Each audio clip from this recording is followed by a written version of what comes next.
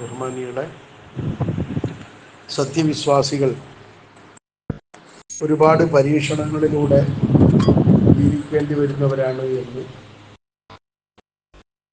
പരിശുദ്ധ ഖുർആനും പരിശുദ്ധ പ്രവാചകർ സല്ലല്ലാഹു അലൈഹി വസല്ലമ തങ്ങളുമൊക്കെ നമ്മളെ നിരന്തരമായി ഓർമ്മപ്പെടുത്തിയിരിക്കുന്ന കാര്യമാണ്.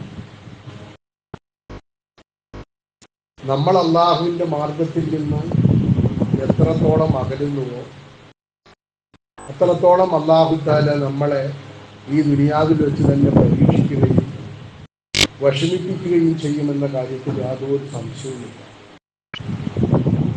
നമ്മുടെ സമുദായം അല്ലാഹു തആല പരിശുദ്ധ ഖുർആനിലൂടെ തന്നെ പരിചയപ്പെടുത്തിയതുപോലെ കുന്തും ഖൈറ ഉമ്മത്തിൻ ഉഖ്രിജത് ലിന്നാസ്, മാനവകുലത്തിന് മുഴുവൻ മാർഗദർശനമായി അല്ലാഹു തആല നിയോഗിച്ച ഉത്തമ സമുദായമാണ് നിങ്ങൾ എന്ന് അല്ലാഹു തആല ഉത്തമ സമുദായം എന്ന് പേര് നൽകി അയച്ചിരിക്കുന്ന ഈ സമുദായം സ്വാഭാവികമായും ലോകത്ത് 1,24,000-ത്തിലധികം വരുന്ന പ്രവാചകന്മാരുടെ അനുയായികൾക്കൊക്കെ സംഭവിച്ചതുപോലെയുള്ള അപജയം ഈ സമുദായത്തിനും സംഭവിക്കുമെന്ന് പ്രവാചകർ സല്ലല്ലാഹു അലൈഹി വസല്ലമ തങ്ങളും പരിശുദ്ധ ഖുർആനുമൊക്കെ നിരന്തരമായി നമുക്ക് മുന്നറിയിപ്പ് നൽകിയതായിട്ട്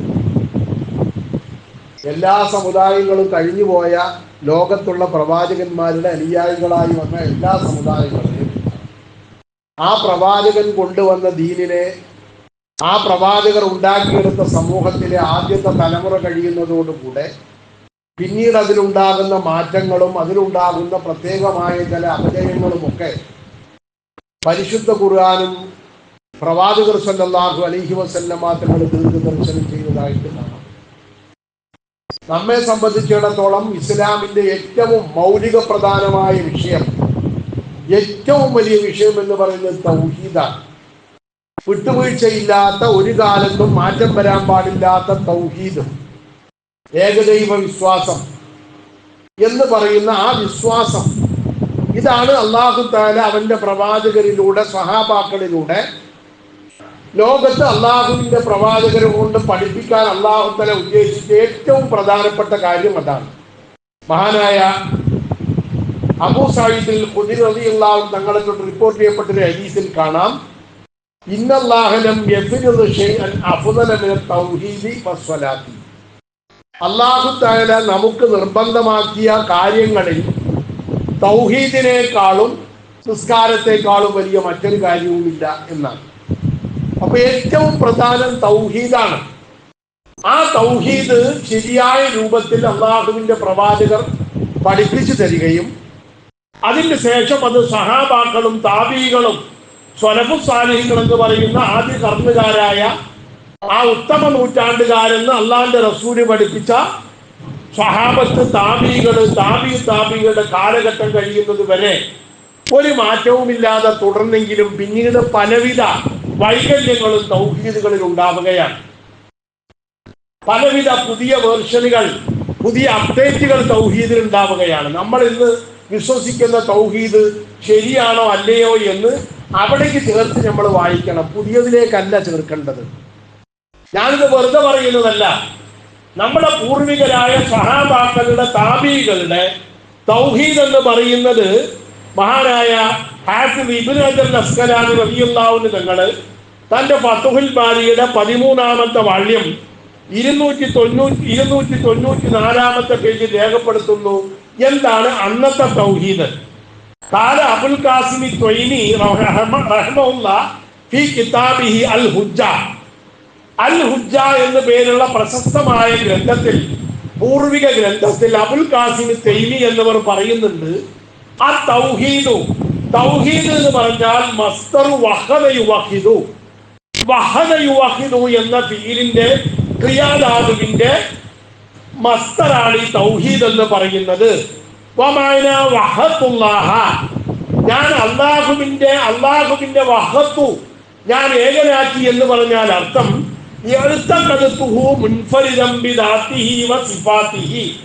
അല്ലാഹു തആല അവന്റെ ധാത്തു കൊണ്ടും അവന്റെ സിഫാത്ത് കൊണ്ടും അവൻ തുല്യതയില്ലാത്തവനാണ്, തനിച്ചവനാണ് എന്ന് ഞാൻ കരുതി വിശ്വസിച്ചു എന്നാണ്. വിശ്വാസപരമായ ഒരു കാര്യമാണ് ഈ തൗഹീദ്.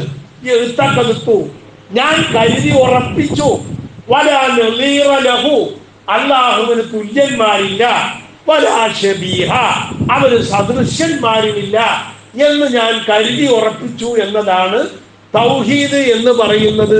ഏത് കാലത്ത്? അക്കാലഘട്ടത്തിൽ. ഹിജറ 1-ാം നൂറ്റാണ്ടിലും 2-ാം നൂറ്റാണ്ടിലും സ്വഹാബത്തിന്റെ കാലത്തും താബീകളുടെ കാലത്തും താബികളുടെ കാലത്തുമുള്ള തൗഹീദ് ഒരു വിശ്വാസപരമായ കാര്യമാണ്. ഇപ്പോ നമ്മുടെ മനസ്സിലുള്ള തൗഹീദ് ഏതാണെന്ന് ഒന്ന് മനസ്സിലാക്കാനാണ് ഞാനിത് പറയുന്നത്.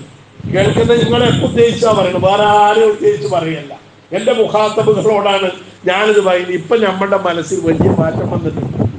ഒരു 235 കൊല്ലം മുമ്പ് ഒരാള് ഈ നിർവചനം ഒന്ന് മാറ്റി. ഇസ്ലാം എന്ന് പറയുന്നത് 1400-ലധികം പഴക്കമുള്ള ഒന്നാണ്. 235 കൊല്ലം മുമ്പ്, കൃത്യമായി പറഞ്ഞാൽ 1787 മരിച്ച ഒരാള് ഈ തൗഹീദ് അംഗീകരിക്കാതെ അയാൾ പുതിയൊരു നിർവചനം ഉണ്ടാക്കി തൗഹീദിന്.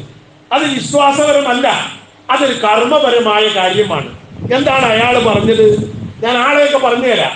അന്ന തൗഹീദ ഇഫ്റാദുല്ലാഹി സുബ്ഹാനഹു തആല ബിൽ ഇബാദത്തി.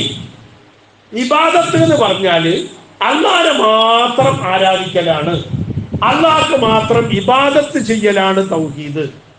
തൗഹീദ് എന്ന് പറയുന്നത് നേരത്തെ സ്വഹാബാക്കളുടെ കാലത്തോ താബീകളുടെ കാലത്തോ സലഫു സാലിഹീങ്ങളുടെ കാലത്തോ ഒരു 200 കൊല്ലങ്ങൾക്ക് മുമ്പ് വരെ എഴുതപ്പെട്ട ലോകത്തെ ഏതെങ്കിലും ഒരു വെളുത്ത കടലാസിൽ കറുത്ത മഷി കൊണ്ട് എഴുതിയ ഒരു കിതാബിലോ അങ്ങനെ ഇല്ല. ഇബാദത്തുമായിട്ട് അതിനെ കൂട്ടിക്കുഴയ്ക്കേണ്ടി വരുന്നില്ല. അപ്പൊ ഇത് എന്തിനായി ചെയ്തത്? അയാളുടെ കശ്ഫുൽ ശുബ്ഹാത്ത് എന്ന് പറയുന്ന ഒരു കിതാബിന്റെ പ്രഥമ പേജിൽ, 1-ാമത്തെ പേജിൽ, കാരണം അയാൾ എഴുതിയ കിതാബുകൾക്കൊക്കെ 14 പേജ് 15 പേജിന്റെ അപ്പുറം ഇല്ല.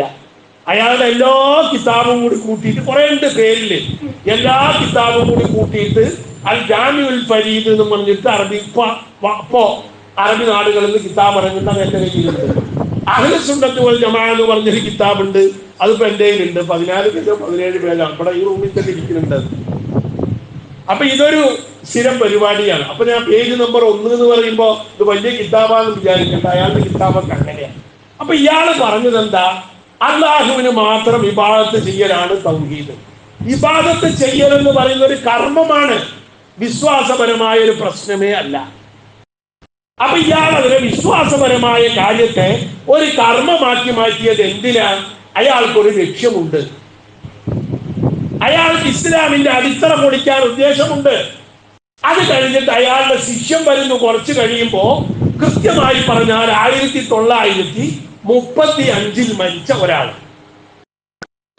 റഷീദ് റിള എന്നാണ് അയാളുടെ പേര്. അയാള് ഈ ഇബാദത്ത് പറഞ്ഞതിന്റെ അർത്ഥത്തിൽ ഒരു മാറ്റം വരുത്തി. ആദ്യത്തെ ആള് തൗഹീദിലാണ് മാറ്റം വരുത്തിയത്, എന്നിട്ട് അതൊരു കർമ്മപരമായ പ്രവൃത്തിയാക്കി മാറ്റി. രണ്ടാമത്തെ ആള് വന്നിട്ട് ഇബാദത്തിന് പുതിയൊരു അർത്ഥം പറഞ്ഞു. എന്താണ് ഇബാദത്തിന്റെ അർത്ഥം? തഅലീമു ശൈഇ അലാ ഇഅ്തിഖാദി തഅ്സീരിഹിൽ ഖൈബിയ്യി. ഈ 1935 മുമ്പ്, 90 കൊല്ലമായിട്ടുള്ളൂ. ഇതിന്റെ മുമ്പ് ലോകത്ത് ഒരു മനുഷ്യനും പറഞ്ഞിട്ടില്ല അങ്ങനെ ഒരു വാക്ക്. ഇയാളാണ് ആദ്യമായിട്ട് ഇത് പറയുന്നത്. തഅലീമു ശൈഇ അലാ ഇഅ്തിഖാദി തഅ്സീരിഹിൽ ഖൈബിയ്യി. മറഞ്ഞ വഴിക്ക് ഉപകാരം പ്രതീക്ഷിച്ചുകൊണ്ട് ഒരു വസ്തുവിനെ ആദരിക്കലാണ് ഇബാദത്ത് എന്നാണ് അയാൾ പറഞ്ഞത്. ഞാൻ പറയുന്നത് നിങ്ങൾ ശരിക്കും മനസ്സിലാക്കണം. നിങ്ങളുടെ ഒക്കെ മനസ്സിൽ ഉള്ളത് തിരുത്താനാണ് ഞാനിത് പറയുന്നത്, അല്ലാണ്ട് എവിടെയോ ഉള്ളവരെ കുറ്റം പറയാനല്ല. നിങ്ങളുടെയൊക്കെ മനസ്സിലുണ്ട്, അത് പച്ചയിൽ അങ്ങോട്ട് പറഞ്ഞാൽ ശരിയാവില്ല. അതുകൊണ്ടാണ് ഞാൻ കുറച്ച് വളച്ചു കെട്ടി പറഞ്ഞു തരുന്നത്, എന്നാലും നിങ്ങളുടെ ഉള്ളിൽ അത് കയറും. ഇങ്ങനെ വന്നപ്പോ എന്തായി? മറഞ്ഞ വഴിക്ക് ഉപകാരം പ്രതീക്ഷിച്ചുകൊണ്ട് ആരോട് എന്ത് ചോദിച്ചാലും ചുരുക്കാവും. നേരിട്ട് ചോദിക്കാം, ഒരു 50 ഉറുപ്പ്യ തരുമോ, അല്ലെങ്കിൽ എനിക്കൊരു ചോറ് വാങ്ങി തരുമോ എന്ന് ഒരാളോട് ചോദിച്ചാൽ ചുരുക്കാവൂല. പക്ഷേ പ്രത്യക്ഷമല്ലാതെ മറഞ്ഞ വഴിക്ക് അത് കിട്ടാൻ പ്രതീക്ഷിച്ചുകൊണ്ട് ചോദിച്ചാൽ കാഫിറായി പോകും, മുശ്രിക്കായി പോകും. അത് അല്ലാഹു അല്ലാത്തവർക്കുള്ള ഇബാദത്താവും. ഏതുപോലെ മഹാനായ സുലൈമാൻ നബി അലൈഹിസ്സലാം അദ്ദേഹത്തിന്റെ കൊട്ടാരത്തിലേക്ക് ബിൽക്കീസ് രാജ്ഞി, 400 കിലോമീറ്റർ അകലെയുള്ള നാട്ടിൽ ഭരിക്കുന്ന രാജ്ഞി മുസ്ലിം ആയിക്കൊണ്ട് തിരിച്ചു വരികയാണ്. മുസ്ലിം ആയിക്കൊണ്ട് സുലൈമാൻ നബിയുടെ കൊട്ടാരത്തിലേക്ക് മുഅ്മിനത്താകാൻ വേണ്ടി വരികയാണ്. ഈ വിവരം ഹുദ്ഹുദ് എന്ന് പറയുന്ന പക്ഷി, ഇത് കഥയല്ല കേട്ടോ, ഖുർആനാണ്, നിഷേധിച്ച കാഫിറാവും. ഹുദ്ഹുദ് എന്ന് പറയുന്ന പക്ഷി വന്നിട്ട് മൂസാ നബിയോട് പറയും, നബിയെ അവര് വീട്ടിൽ നിന്ന് പുറപ്പെട്ടിട്ടുണ്ട്, കൊട്ടാരമൊക്കെ പൂട്ടി ഭദ്രമാക്കിയിട്ട് അവര് പട്ടാളവും പരിവാരവുമായിട്ട് പുറപ്പെട്ടിട്ടുണ്ട് സുലൈമാൻ നബിയോട് വന്ന് പറയാം. അപ്പൊ സുലൈമാൻ നബി അലൈഹിസ്സലാം തന്റെ രാജകൊട്ടാരത്തിലുള്ള ആളുകളോട് പറഞ്ഞത് ഖുർആൻ, കാല യാ അയ്യുഹൽ മലഉ, ഏ സമൂഹമേ, ഏ ജനക്കൂട്ടമേ, ഇവിടെ കൂടിയ ആളുകളെ, അയ്യുക്കും യഅ്തീനി ബി അർശിഹ ഖബ്ല യഅ്തൂനി മുസ്ലിമീൻ, അവൾ അവളുടെ 100-400 കിലോമീറ്ററുകൾ അകലെയുള്ള കൊട്ടാരത്തിൽ അതിന്റെ ഉള്ളിൽ കൊണ്ടുപോയി ഭദ്രമായി കൂട്ടിവെച്ച് 7 വാതിലുകൾക്കുള്ളിലുള്ള ആ സിംഹാസനം, അതിനൊരുപാട് പട്ടാളക്കാർ കാവൽ നിൽക്കുന്നുണ്ട്. ആ സിംഹാസനം, അവളുടെ രാജകൊട്ടാരത്തിലെ സിംഹാസനം, അവൾ ഇവിടെ എത്തുന്നതിന്റെ മുമ്പ്, ബിൽക്കീസ് രാജ്ഞി എത്തുന്നതിന്റെ മുമ്പ് എനിക്കിവിടെ എത്തിച്ചു തരാൻ നിങ്ങളിൽ ആർക്കെങ്കിലും കഴിയുമോ എന്ന് സുലൈമാൻ നബി ചോദിക്കുകയാണ്. സുലൈമാൻ നബി കാഫിറാണോ, മുശ്രിക്കാണോ? അല്ലല്ലോ, മറഞ്ഞ വഴിക്കുള്ള സഹായമായി ചോദിച്ചത്. ഇന്ന് ചില ആളുകൾ പറയുന്ന പ്രകാരമാണെങ്കിൽ സുലൈമാൻ നബി അപ്പൊ തന്നെ മുശ്രിക്കാവണം. അപ്പൊ ഇത് കേട്ടപ്പോ ആ രാജകൊട്ടാരത്തിൽ ഉണ്ടായിരുന്ന ജിന്നുകളിൽപ്പെട്ട ഒരു മല്ലൻ, ഒരു പോക്കിരി, ജിന്നുകളിൽപ്പെട്ട ഒരു മല്ലൻ പറഞ്ഞു, അത് ഖുർആനാണ്, നിങ്ങൾക്കും ഖുർആനിൽ നോക്കിയാൽ കിട്ടും. നംല് സൂറത്തിലെ 38 മുതൽ 40 വരെയുള്ള ആയത്തുകളാണ്. വിശദമായി ഖുർആൻ പറയുന്ന കഥ, അല്ലാണ്ട് ഒരു കെട്ടുകഥയൊന്നും അതിലില്ല. അപ്പോ ഈ ജിന്നുകളിൽപ്പെട്ട മല്ലൻ പറഞ്ഞു, നിങ്ങൾ ഇപ്പോ ഈ ജനങ്ങളുടെ പ്രശ്നം പരിഹരിക്കാൻ വേണ്ടി സിംഹാസനത്തിൽ കയറി ഇരുന്നിട്ട് നിങ്ങൾ ഇനി ഇറങ്ങുക ഉച്ചയ്ക്കാണല്ലോ. ഈ സിംഹാസനത്തിൽ നിന്ന് താങ്കൾ ഇറങ്ങുന്നതിന്റെ മുമ്പ് ഞാൻ ആ കൊട്ടാരം, ആ സിംഹാസനം ഇവിടെ എത്തിച്ചു തരാം എന്ന് ഇഫ്രീത്ത് മിനൽ ജിന്ന് പറഞ്ഞു, ജിന്നുകളിൽപ്പെട്ട ഒരു മല്ലൻ. അപ്പൊ സുലൈമാൻ നബിക്ക് പോരാ, അത് കുറെ വൈകും. 2 മണിക്കൂർ പിടിക്കൂലേ? 2 മണിക്കൂറൊന്നും വൈകാൻ പറ്റൂല, ഇപ്പൊ തന്നെ ഇവിടെ കിട്ടണം. സുലൈമാൻ നബി അലൈഹിസ്സലാം അത് പോരാ എന്ന് നിലയ്ക്ക് അനിഷ്ടം പ്രകടിപ്പിച്ചപ്പോ ആ സമയത്ത് ആ കൊട്ടാരത്തിൽ ഉണ്ടായിരുന്ന വേറൊരാള് പറയുകയാണ്,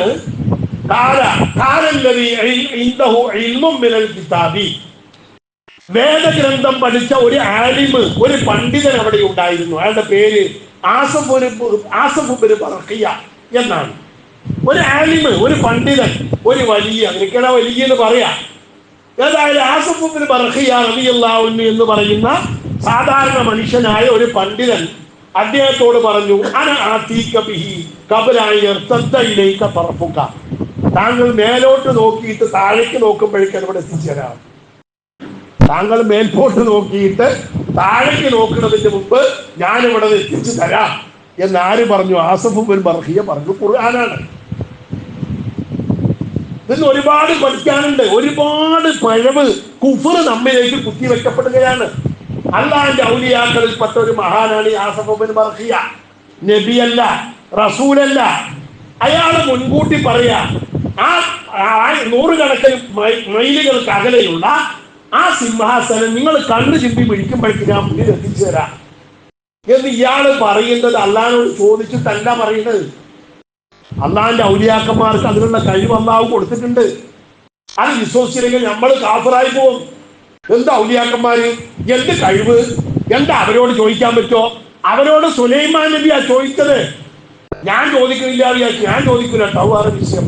അപ്പൊ നിങ്ങൾക്ക് സംശയം ഉണ്ടാവും, എന്നാ പിന്നെ ഈ ഉസ്താദ് വരെ ദ്വായിലോ ഒന്നും അങ്ങനെ ചോദിക്കുന്നില്ല. ഞാൻ ചോദിക്കൂല, ഞാൻ അങ്ങനെ ഒരു വാശിക്കാരനാണ്. അങ്ങനെ ചോദിക്കണമെങ്കിൽ നിങ്ങളോട് ഞാൻ പലതും ചോദിക്കേണ്ടി വരും. ഞാൻ അങ്ങനെ ചോദിക്കുന്ന ഒരാളല്ല. അല്ലാഹു തആല അള്ളാഹിനോട് മാത്രം ചോദിച്ച് അള്ളാഹിന്റെ നിന്ന് കിട്ടി മാത്രം ജീവിക്കുന്ന ഒരാളാക്കി അള്ളാഹു എന്നെ സ്വീകരിക്കുമാറാവട്ടെ. അത് ഈമാനിന്റെ ഉയർന്നൊരു പദവിയാണ്. ചോദിക്കണം നിർബന്ധമൊന്നുമില്ല. സുലൈമാൻ നബി ഇവിടെ ചോദിക്കുന്നു. ആരോടായി ചോദിക്കുന്നത്? ആസഫ് ബിൻ ബർഖിയ എന്ന വലിയനോട്, ഒരു നബിയായ റസൂലായ സുലൈമാൻ നബി ചോദിക്കുന്നു അതുകൊണ്ട് എത്തിച്ചു തരാൻ. അതിൽ സുലൈമാൻ നബി അലൈഹിസ്സലാം ആ സമയത്ത് ഇത് പറഞ്ഞ് കണ്ണ് ചിമ്പി പിടിക്കുന്നതിന് മുമ്പ് ആ സിംഹാസനം സുലൈമാൻ നബിയുടെ മുമ്പിലെത്തി. ഖുർആൻ പറയുന്നു, അതവിടെ എത്തി. ഇത് കണ്ടപ്പോ സുലൈമാൻ നബി പറഞ്ഞ വാക്ക് നമ്മുടെ ഈമാനിന്റെ ഭാഗം കാല. ഇത് കണ്ടപ്പോ സുലൈമാൻ നബി പറഞ്ഞത് എന്താ? ഇത് നിന്റെ കഴിവിൽപ്പെട്ടതല്ല, ആദാമിൻ ഫദ്ലി റബ്ബി, ഇത് എന്റെ റബ്ബിന്റെ ഔദാര്യത്തിൽപ്പെട്ടതാണ്. കറാമത്തുകൾ, മുഅ്ജിസത്തുകൾ, സഹായങ്ങളൊക്കെ ചെയ്യുന്നവൻ അല്ലാഹുവാണ്. ആര് തന്നാലും, ആരെന്ത് തന്നാലും. ആരെങ്കിലുമൊക്കെ ഇപ്പോൾ നമ്മൾ ആക്കിയത് ചെലവുള്ള ആക്കിയത് നല്ല ബിരിയാണിയോ അല്ലെങ്കിൽ ആട്ടുകറിയോ ഒക്കെ വെച്ചുണ്ടാക്കി കൊണ്ടുവന്ന് തരും. ഞാൻ വയറ് നിറച്ച് തിന്നിട്ട് അൽഹംദുലില്ലാ ആചേരി എന്ന് ഞാൻ പറയാറില്ല. ഞാൻ അൽഹംദുലില്ലാ എന്നാ പറയുന്നത്. തന്ന ആചേരിക്ക് അൽഹംദുലില്ലാ ആചേരി എന്നോ അൽഹംദുലില്ലാ പോക്കരി എന്നോ ഞാൻ പറയാറില്ലല്ലോ. അതന്നെ സുലൈമാൻ നബി ഇവിടെ പറഞ്ഞത്. അള്ള നേരിട്ട് ആർക്കൊന്നും കൊടുക്കാറില്ല. അള്ള ആരിലൂടെയൊക്കെ കൊണ്ട് തരുകയില്ല. ആര് തന്നാലും പറയേണ്ടത് അൽഹംദുലില്ലാ എന്നാ. സ്തുതി അള്ളാഹുവിനാണ്. ഇത് അള്ളാഹുവിൻ്റെതാണ്. അള്ളാഹുവാണ് നമുക്കിത് നൽകുന്നത്. മുഹീദ്ദീൻ ശൈഖ് തന്നാലും റസൂലുള്ളാഹി തന്നാലും അല്ലെങ്കിൽ ബദറിൽ റസൂലുള്ളാഹിനെ ബദരീങ്ങളെ മലക്കുകൾ സഹായിച്ചാലും സഹായം അള്ളാഹുവിൻ്റെതാണ്. അതിന്റെ യഥാർത്ഥ ഉടമ അള്ളാഹുവാണ്. ആരുടെയെങ്കിലൊക്കെ കയ്യിലൂടെ കൊണ്ട് കിട്ടുന്നു എന്നതൊഴിച്ചാൽ കാര്യം, സഹായം മുഴുവൻ അള്ളാഹുവിൻ്റെതാണ്. അതുകൊണ്ട് സുലൈമാൻ നബി പറഞ്ഞു, ഹാദാ മിൻ ഫദ്ലി റബ്ബി, ഇത് എന്റെ റബ്ബിന്റെ ഔദാര്യങ്ങളിൽപ്പെട്ടതാണ്. ഞാൻ നന്ദി ചെയ്യുന്നുണ്ടോ, നന്ദി കേട് ചെയ്യുന്നവനാണോ എന്നെ പരീക്ഷിക്കാൻ വേണ്ടി അള്ളാഹു തആല ചെയ്ത പണിയാണ് എന്ന് സുലൈമാൻ നബി അലൈഹിസ്സലാം പറഞ്ഞത് നംൽ സൂറത്തിന്റെ 38 മുതൽ 38, 39, 40 ആയത്തുകളിൽ നമുക്ക് കാണാൻ കഴിയും. അപ്പൊ ഞാൻ പറഞ്ഞു വന്നത്, അള്ളാഹുവിന്റെ ഔലിയാക്കൾ സഹായിക്കും. അത് അള്ളാഹു ഏൽപ്പിക്കുന്നത്. അള്ളാഹിന്റെ ഔലിയാക്കൾ എന്ന് പറഞ്ഞതിൽ ജിബ്രീൽ പെട്ടിട്ടുണ്ട്, മീകായിൽ പെട്ടിട്ടുണ്ട്, അസ്റായിൽ പെട്ടിട്ടുണ്ട്, ഇസ്രാഫീൽ പെട്ടിട്ടുണ്ട്. ഇന്ന ആളുകളൊന്നുമില്ല. അള്ളാഹിന്റെ ഔലിയാക്കൾ പറഞ്ഞാൽ അള്ളാഹിന്റെ ഇഷ്ടക്കാരെന്നാണ്. ചിലപ്പോൾ നമ്മളെ അള്ളാഹ്ക്ക് സഹായിക്കണമെന്ന് തോന്നി എന്നെ അള്ളാഹു താല ചിലപ്പോൾ അതിങ്ങനെ കള്ളുടിയിലേക്കായിരിക്കും കൊടുത്തിരിക്കുക. അല്ലാണ്ട് അയാൾ വലിയ ആളൊന്നുമില്ല. ഏതെങ്കിലും ഒരു കള്ളുടി എനിക്ക് തോന്നുക കണ്ണാടി പള്ളിയിലെ ഖത്തീബിന് ഒരു 10,000 ഉറുപ്പിക കൊണ്ട് കൊടുക്കണം എന്ന് അള്ളാഹു താല തോന്നിപ്പിച്ചു. ആ 10,000 അവന്റെ കിട്ടി, അവൻ എനിക്ക് കൊണ്ട് തന്നു. അപ്പോൾ ഞാൻ പറയും അൽഹംദുലില്ലാ. ഇത് അള്ളാഹുവാണ് തരുന്നവൻ, അള്ളാഹുവാണ് ഇതിന്റെ പിന്നിൽ പ്രവർത്തിക്കുന്നവൻ. ആരിലൂടെ കിട്ടിയാലും തരുന്നത് അള്ളാഹുവാണ്. കാരണം നമ്മൾ ഈ പറഞ്ഞ രണ്ടാമത് പറഞ്ഞ തൗഹീദിന്റെ ആളുകളല്ല. നമ്മൾ നേരത്തെ ആദ്യം പറഞ്ഞ പൂർവികരായി വിശ്വസിച്ചു വന്ന സലഫു സാലിഹീങ്ങളുടെ തൗഹീദിന്റെ അടിസ്ഥാനത്തിൽ ചിന്തിച്ചാൽ അതിന് ശിർക്ക് വരൂല, അതിനൊരിക്കലും കുഴപ്പവും വരൂല, അതിന്റെ പേരിൽ ഒന്നും സംഭവിക്കാനും പോകുന്നില്ല എന്ന് മാത്രമല്ല, അങ്ങനെ വിശ്വസിക്കാതിരുന്നാൽ സുലൈമാൻ നബി അടക്കമുള്ളവരൊക്കെ മുശ്രിക്കാണെന്ന് പറയേണ്ടി വരും. ഞാൻ അള്ളാഹിനോടില്ലാതെ ചോദിച്ചില്ലാന്ന് വിചാരിച്ചിട്ട് ഞാൻ മടവൂരിനോട് ചോദിക്കാറില്ല, ഞാൻ മൊയ്തീൻ ഷെയ്ഖിനോട് ചോദിക്കാറില്ല. ഞാൻ അങ്ങനത്തെ സ്വഭാവക്കാരനൊന്നുമല്ല. ഞാൻ അള്ളാഹിനോടെ ചോദിക്കാറുള്ളൂ. പക്ഷെ അള്ളാഹിനോടെ ചോദിക്കാൻ പറ്റുള്ളൂ എന്ന് ഞാൻ വിശ്വസിച്ചാൽ ഞാൻ പഴച്ചവനാണ്. കാരണം സുലൈമാൻ നബി കാഫിറായി. സ്വഹാബാക്കൾ പലരും, ഞാൻ കഴിഞ്ഞ ആഴ്ച പറഞ്ഞു, ജീവിച്ചിരിക്കുന്ന റസൂലുള്ളാഹിനോട് ഇന്നി അസ്അലുക മുറാഫഖതക ഫിൽ ജന്ന, നബിയെ എനിക്ക് സ്വർഗത്തില് നിങ്ങളുടെ റഫീഖായി ജീവിക്കാൻ ഭാഗ്യം തരണമെന്ന് ചോദിച്ച റബീഅത്തുൽ അസ്ലമി റളിയല്ലാഹു അൻഹു തങ്ങൾ, നീ ചെയ്തത് ശിർക്കാണ്, നീ എന്നോട് സ്വർഗം ചോദിക്കാൻ പാടില്ല എന്ന് റസൂലുള്ളാഹി പറഞ്ഞില്ല. അതേപോലെ തന്നെ റസൂലുള്ളാഹി തങ്ങളുടെ മരണത്തിന്റെ ശേഷം റസൂലുള്ളാഹി തങ്ങൾ ഖബറിൽ വിശ്രമിക്കുന്ന, ഖബറടക്കപ്പെട്ട മദീന മുനവ്വറയിൽ അന്ത്യവിശ്രമം കൊള്ളുന്ന റസൂലുള്ളാഹി സ്വല്ലല്ലാഹു അലൈഹി വസല്ലമ തങ്ങളുടെ ഖബറിൽ ചെന്നുകൊണ്ട് പ്രമുഖ സഹാബിയായ ബിലാൽ ഇബ്നുൽ ഹാരിസ് റളിയല്ലാഹു അൻഹു റസൂലുള്ളാഹി തങ്ങളുടെ വഫാത്തിന്റെ ശേഷം ഉമർ ഫാറൂഖ് റളിയല്ലാഹു അൻഹു ഖലീഫയായിരുന്ന കാലം, മഴയില്ലാതെ വല്ലാത്ത പ്രയാസത്തിലായിരുന്നു ജനങ്ങൾ ആകമാനം. ബറം കൊണ്ട് ബുദ്ധിമുട്ടിയ കാലമാണ്. ആ സമയത്ത് ബിലാൽ റളിയല്ലാഹു അൻഹു, ബിലാൽ ഇബ്നുൽ മുസ്നി റളിയല്ലാഹു, ബിലാൽ മറ്റേ വാങ്ങൊടുക്കണ ബിലാലല്ല, അത് ബിലാൽ മുഅദ്ദിൻ എന്നാ പറയാ, ബിലാൽ ഇബ്നുൽ മുസ്നി എന്നാണ്. മുസ്നി ഗോത്രത്തിൽപ്പെട്ട ബിലാൽ റസൂലുള്ളാഹിന്റെ റൗദ ശരീഫിൽ ചെന്നിട്ട് റസൂലുള്ളാഹി തങ്ങളോട് പറയുന്നുണ്ട്, നബിയേ മഴല്ല, അന്നന്നാസഖദ് ഹലകു, ജനങ്ങളൊക്കെ നശിച്ചു, ഭക്ഷണങ്ങളൊക്കെ നശിച്ചു നബിയേ എന്ന് റസൂലുള്ളാഹി തങ്ങളോട്, അള്ളാഹുവിന്റെ പ്രവാചകരോട് ബിലാൽ എന്ന സഹാബി ചെന്നിട്ട് ആവലാതി പറഞ്ഞു. വഫാത്തായ റസൂലുള്ളാഹിന്റെ ഖബറിൽ ചെന്നിട്ട് അള്ളാഹിന്റെ റസൂല് അന്ന് രാത്രി സ്വപ്നത്തിൽ പ്രത്യക്ഷപ്പെട്ടു ബിലാൽ എന്നവർക്ക്. എന്നിട്ട് പറഞ്ഞു, നീ ഉമറിനോട് പോയിട്ട് ഇങ്ങനെ ഞാനൊക്കെ പറ, ഉമർ ചെയ്ത ചില പ്രവൃത്തികളിൽ കുറച്ച് ഏർക്കം വന്നിട്ടുണ്ട്. നീതി വേണ്ടതാ, പക്ഷെ ദുർബലരായ ചില ആളുകളുടെ അവകാശങ്ങൾ തടയപ്പെട്ടിട്ടുണ്ട് നീതി നടപ്പിലാക്കുന്ന കൂട്ടത്തിൽ. അത് ഉമറിനോടൊന്ന് പറയണം എന്ന് റസൂലുള്ളാഹി തങ്ങൾ പറയുകയും പിറ്റേന്ന് ശക്തമായ മഴ വർഷിപ്പിക്കപ്പെടുകയും ചെയ്ത ചരിത്രം ഹദീസുകളിൽ ബുഖാരിയിൽ അടക്കം ഉദ്ധരിക്കപ്പെട്ട പ്രസിദ്ധമായ സംഭവമാണ്. അപ്പൊ ഞാൻ പറഞ്ഞു വന്നത്, നമ്മൾ എന്തെങ്കിലും വിശ്വസിച്ചാൽ നമ്മുടെ മുൻഗാമികൾ കാഫറാനാതിരിക്കാൻ നമ്മൾ നോക്കണം. നമ്മൾ പുതിയൊരു തൗഹീദുകാര്, എന്നിട്ട് പൂർവികരൊക്കെ പഴിച്ചോര്, അവരുടെ തൗഹീദൊക്കെ പഴവ്, അവരുടെ ഇബാദത്തുകളൊക്കെ ശിർക്ക്, അവർ ചെയ്തു വെച്ചതൊക്കെ തെറ്റ് എന്ന് വിശ്വസിച്ചാൽ എന്താ അബദ്ധ? ഒരിക്കലും ഇതൊന്നും ഇബാദത്താകൂല. മഹാനായ പൂർവികരായ ഇമാമുകൾ പറഞ്ഞ തൗഹീദിന്റെ നിർവചനം എന്ന് പറയുന്നത്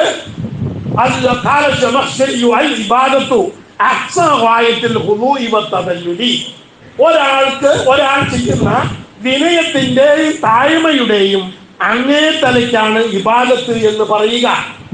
അല്ലാതെ മറഞ്ഞ വഴിക്ക് ഉപകാരം കിട്ടും വിചാരിച്ചിട്ട് ഒരാളെ ആദരിച്ചത് കൊണ്ടോ ബഹുമാനിച്ചത് കൊണ്ടോ ഒരിക്കലും ശിർക്കൊന്നും വരൂല.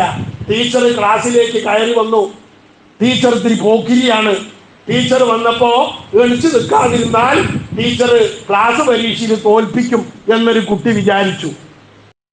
പറഞ്ഞ വഴിക്ക് ആ ടീച്ചർ തോൽപ്പിക്കും വിചാരിച്ചിട്ട് ഒരു കുട്ടി എണിച്ചു നിന്ന ശിർക്കാവുന്ന ഈ പറയണത്. ഒരിക്കലും ശിർക്കാവൂല. ടീച്ചറെ കണ്ടെടുത്തുകൊണ്ട് താലീം ചെയ്തുകൊണ്ടൊന്നും ശിർക്ക് വരൂല. ഇത് പൊട്ടത്തര. ഇബാദത്താകണമെന്നുണ്ടെങ്കിൽ അക്സാവായത്തിൽ വിനയത്തിന്റെയും താഴ്മയുടെയും അങ്ങേ അറ്റത്തിന് അർഹതപ്പെട്ടവരിലേക്ക് ചേർക്കണം. ജമഅ്ശരി എന്ന് പറയുന്ന പണ്ഡിതൻ പറഞ്ഞത് മുഅ്തസിലി പണ്ഡിതനാണ്, സുന്നി പണ്ഡിതനല്ല. ഈ പറയുന്ന ജമഅ്ശരി ഇസ്ലാമിക സമൂഹത്തിലെ ഏറ്റവും വലിയ പഴച്ച വിഭാഗമായിരുന്നു മുഅ്തസിലത്ത്. പക്ഷെ അദ്ദേഹം അതാകുന്നതിന് മുമ്പ് പറഞ്ഞ വാക്കാണിത്. അതുകൊണ്ടാണ് ഇന്ന് ലോകം മുഴുവൻ എല്ലാ വിഭാഗം മുസ്ലിങ്ങളും അദ്ദേഹത്തെ ആ വിഷയത്തിൽ അംഗീകരിക്കുന്നത്. അദ്ദേഹം പറഞ്ഞതെന്താ? ഇബാദത്ത് എന്ന് പറഞ്ഞാൽ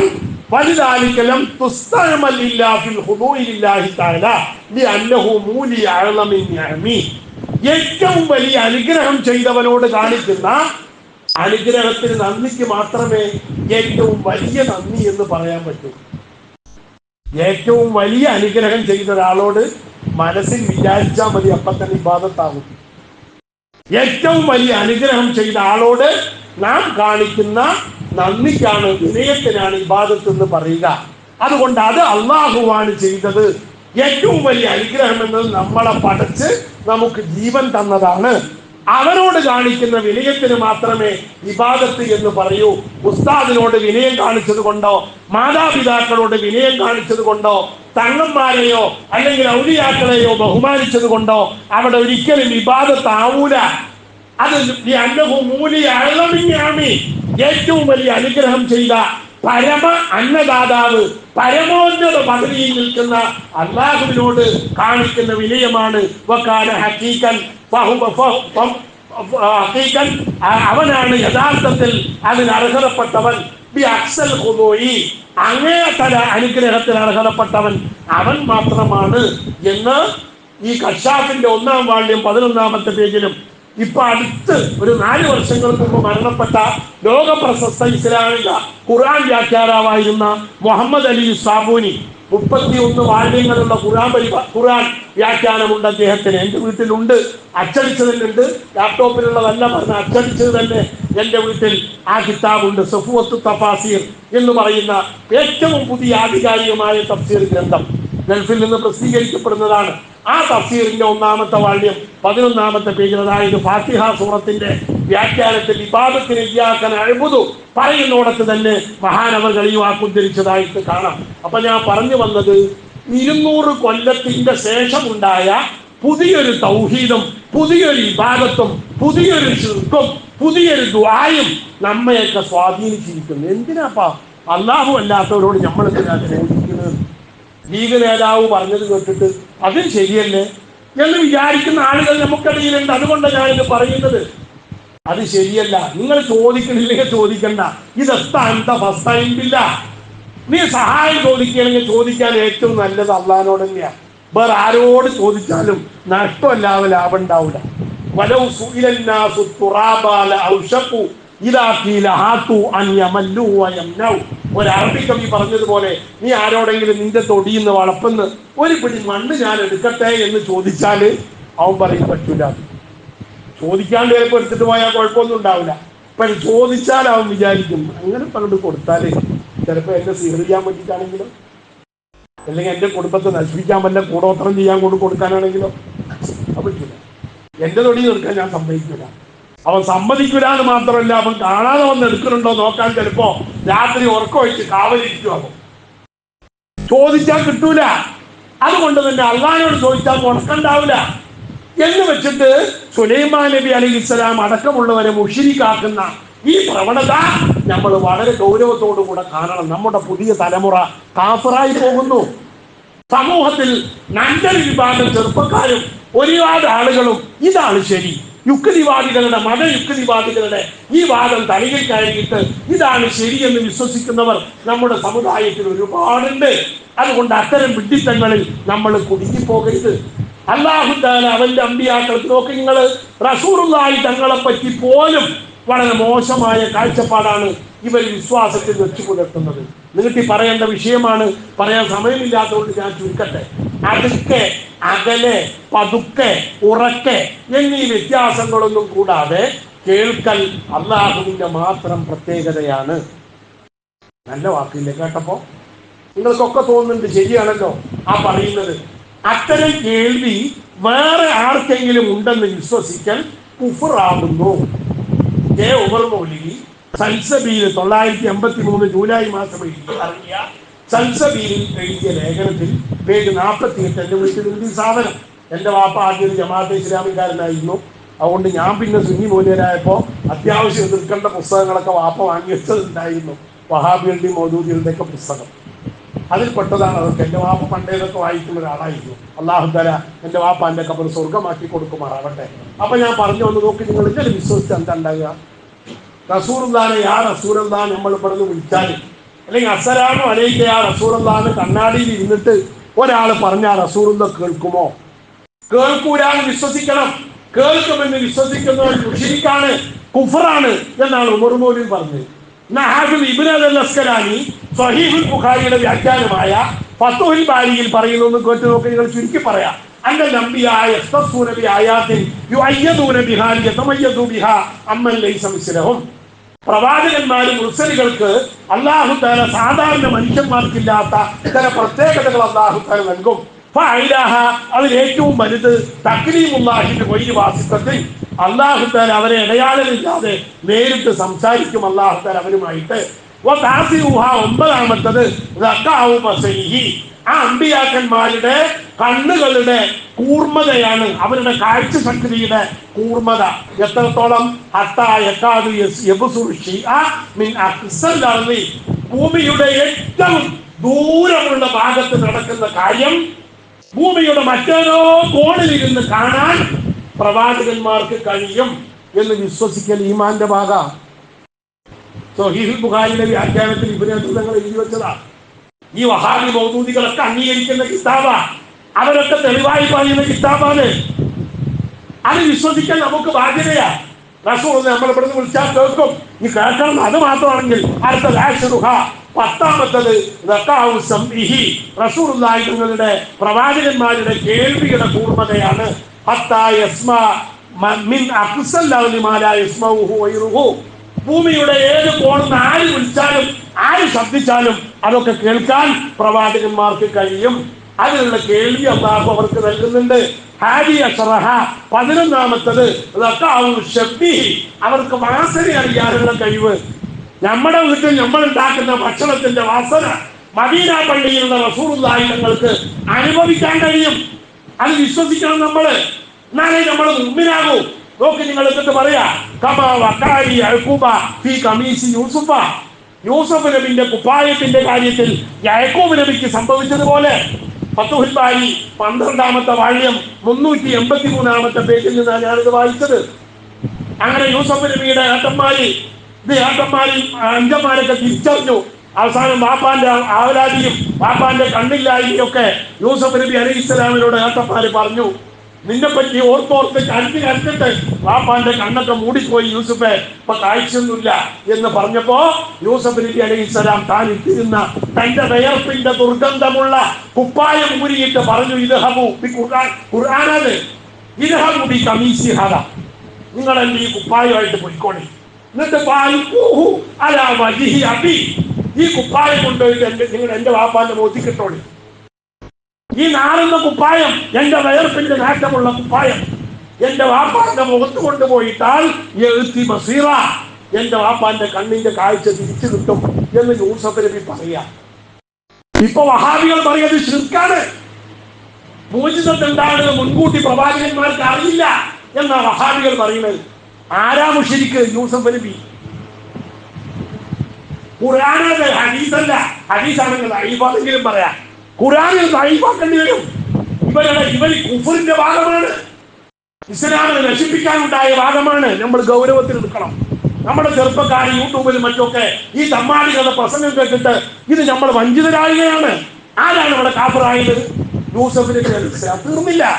അവരവിടുന്ന് വീട്ടിൽ നിന്ന് അവര് യൂസഫ് നബിയുടെ കുപ്പായവുമായിട്ട് അവരവിടുന്ന് പുറപ്പെട്ടു. വലമ ഫസലത്തിൽ ഈറു, ആ യാത്രാ സംഘം മിസ്റിൽ നിന്ന് പുറപ്പെട്ടപ്പോ യൂസഫ് നബി യാക്കൂബ് നബി അലൈഹിസ്സലാം പറയാ, കാലൂഹും, അവരുടെ വാപ്പ വീട്ടിലുള്ളവരോട് പറയാ, ഇന്നീല അജിദു റീഹ യൂസുഫ, ഞാൻ എന്റെ യൂസുഫിന്റെ വാസന അനുഭവിക്കുന്നു. 600 കിലോമീറ്റർ ദൂരത്തു നിന്നാണ് അവര് പുറപ്പെട്ടത്. അപ്പോഴാണ് യൂസഫ് യാക്കൂബ് നബി പറയുന്നത്, എന്റെ മോന്റെ വാസന ഞാൻ അനുഭവിക്കുന്നുവെന്ന്. ലൗല അൻത സന്നിധോൻ. പക്ഷെ വഹാബികൾക്ക് അത് തിരിയൂല. അതാ യാക്കൂബ് നബി പറഞ്ഞു, നിങ്ങൾ എന്നെ പിരാന്തനാക്കളിയിരിക്കുന്നത്. സ്വാഭാവികമായി ഇത് തിരിയാത്തവർ പറയാ പിരാന്തൻ. ആരാണ് ഈ പിരാന്തൻ? യാക്കൂബ് നബിയായി പിരാന്തൻ. നിങ്ങൾ എന്നെ പിരാന്തനാക്കളില്ലെങ്കിൽ ഞാൻ ആ വാസന അനുഭവിക്കുന്നു. 600 കിലോമീറ്റർ അപ്പുറത്താ ഈ പറയുന്ന മിസ്ർ എന്ന് പറയുന്ന സ്ഥലം. ഏതായാലും കുടുംബക്കാര് മക്കള് പറഞ്ഞെന്താ, കാലു തല്ലാഹി ഇന്നക ലഫീ വലാലിക്കൽ ഖദീം, അല്ലാഹനെ തന്നെയാണ് സത്യം. ബാപ്പ, നിങ്ങൾ ഇപ്പോഴും പഴയ പ്രകൃതിയിൽ തന്നെ, നിങ്ങൾക്ക് ഇപ്പോഴും നേർമാർഗം കിട്ടിയിട്ടില്ല. സുന്നികളെ പറ്റി വഹാബികൾ പറയുന്ന അതേ വാക്ക് യൂസഫ് നബിന്റെ വീട്ടിലുള്ള യാക്കൂബ് നബിന്റെ വീട്ടിലുള്ള പെണ്ണുങ്ങളും കുട്ടികളും യാക്കൂബ് നബിയെ പറ്റി പറഞ്ഞ വാക്കാത് ഇന്നക ലഫീ വലാലിക്കൽ ഖദീം. ഈ സുന്നികൾക്ക് ഇപ്പോഴും നേരം വെളുത്തിട്ടില്ല. ഇപ്പോഴും ബദരീകൾ സഹായിക്കും, ഔലിയാക്കന്മാർ സഹായിക്കും പറഞ്ഞിട്ട് ഇരിക്കുക ഈ പോയത്തക്കാരി ഖുറാഫികള്. ഇതാര് പറഞ്ഞ വാക്കാ? ഇനി ഈ വിവരമില്ലാത്ത പൊട്ടന്മാരായ ആളുകൾ യാക്കൂബ് നബി അലൈഹിസ്സലാമിനോട് പറഞ്ഞ വാക്ക്. ഏതായാലും ഇങ്ങനെ ഒരുപാട് പിഴവ് നമ്മുടെ സമൂഹത്തിൽ കടന്നുകൂടിയിട്ടുണ്ട്. ശിർക്കും കുഫറും മറുഭാഗത്താണ്. എന്നിട്ട് അരക്കൊപ്പം മണ്ടുള്ളവനെ ചേറി നിൽക്കണവനെ മന്ദംകാല നമ്മൾ മുശ്രിക്കാക്കുന്നത്. ഇത് നിങ്ങൾ ഗൗരവത്തോടു കൂടെ മനസ്സിലാക്കണം. വലിയ അപകടകരമായ അവസ്ഥയാണ്. മഹാനായ ഗൗസുൽ ആലം മുഹീദ്ദീൻ ശൈഖ് റളിയല്ലാഹു അൻഹു തങ്ങൾ പറഞ്ഞതായിട്ട് ഷാറാനി ഇമാം തൊബക്കാത്തിൽ പറയുന്നുണ്ട്, ജീവിതത്തിൽ ഒരിക്കലും ഞാൻ അല്ലാഹു അല്ലാത്തവരോട് സഹായം ചോദിച്ചിട്ടില്ല.